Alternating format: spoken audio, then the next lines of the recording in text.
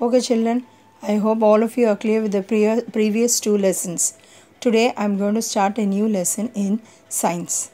Before that, I would like to say a few things. All of you would have seen a baby, at least at your homes, isn't it? A baby, when it is when it is very small, it is very helpless. It needs the help of his or her mother, isn't it? Okay, slowly, the baby starts eating food. As she starts eating food, she starts to grow. Okay, after few months, it turns to one side. Then after few months again, it starts to crawl. After crawling, then it sits. Then later on it stands. Then it starts to walk, starts to talk, run. All these happens. So you would have seen that a baby, when it is born, it is very small. Then later on, as it eats food, it grows big. Okay, so from this, what did you understand?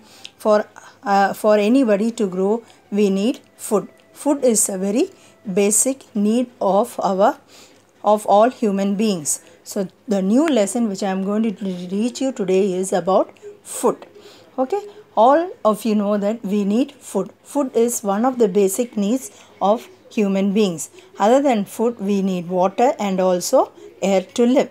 Okay, so we need food because it is our basic need. It helps us to grow, stay alive, yet be strong, and to carry on our daily activities, we need food. From food, what do we get? We get energy. We get energy to do all the above activities. Okay, when we eat food, we get the energy to do daily activities. It helps us to grow strong and stay alive. You would have heard of many children dying because they don't get enough of food. They starve to death. Okay, so we must thank God for the food God has given us. Always learn to eat your food completely without wasting it. And the food which we eat must contain the things whatever we are going to learn in the today's class. Okay, so the food is divided into three groups: energy giving food, body building food, and protective food. What are the three groups?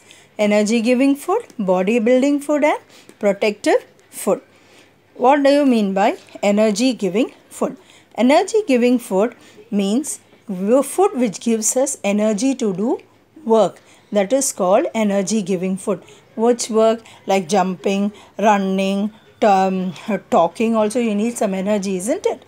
Then for writing, reading, and for our many activities we need to eat food properly. Only when we eat food which gives us energy, we will be able to do our activities. One example is rice. So you all can see rice. Can you see rice? Okay, rice.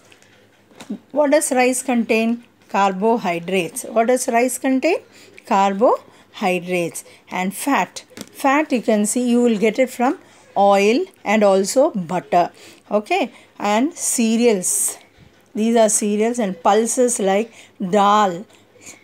All the dal varieties, many of you like to have dal chawal, isn't it? So dal is also rich in proteins. It is rich in proteins. Cereals like wheat or atta, rice, and also corn. All these are rich in carbohydrates and fats. So what happens when we have the energy to do work? We are very active. So what is energy giving food? Food which gives us energy to perform various tasks. Task means various work.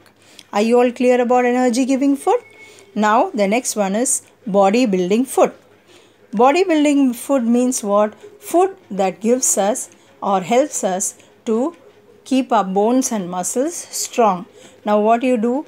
Take your hands, fold your arms like this and try to see how much muscles you have, and see, and both you and your father, both of you stand together and see who has the maximum muscles. We all do like that, isn't it? So bones and muscles become strong when we eat food which contains bodybuilding food. Okay, and mostly bodybuilding food contains proteins. Proteins are present in egg. Okay, proteins are present in egg, meat products, chicken, fish, and also milk. Many of you like to have milk, isn't it? Okay, so food helps in the proper growth of our body. Which food? Body building food. Body building food helps us to grow. Okay, so they also strengthen our bones and muscles. Is it clear about bodybuilding food? Next we will go to protective food. Protective food, from the name itself it suggests that protective food means it protects us. It protects us. It acts as a shield.